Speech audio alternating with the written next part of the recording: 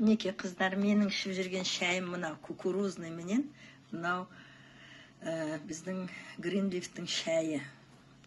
Мен өтім толып кететін, соған кукурузный шай ішемін, өзім шаршап жүредім, мынау екінші шайды ішіп жүрмін. Енді сіздерге айтатыным менің жаңағы ішім жүрмейтін, сосын желчь жиналып қала беретін. Осы екі шайды қосып заваривать етіп, целый день бутылкаға құйып алып, жаңағыдай термос бутылкам бар, соған құйып алып ішем.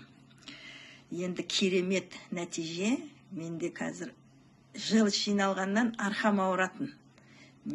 Қазір арқамның ауырғаны да қойды, ұйқымда тыныш, демалып тынығып тұрам, шаршағаным да кетті.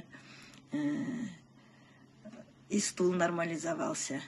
Так что қыздар өте жақсы жұмыс істейді, керемет. Сол үшін мен сіздерге айтып жаңағы, маған көмектеспей жатыр дегеннің адамға айтып отырған менің отзывым. Жақсы көмектеседі. Сіз қалай ішіп жүргеніңізді білмеймін. Целый день заваривать етіп, көшеде жүргенде де ішіп жүреміз. Термосқа құйып алып, мен жылы қылып ішіп жүре берем. Жақсы көмектеседі.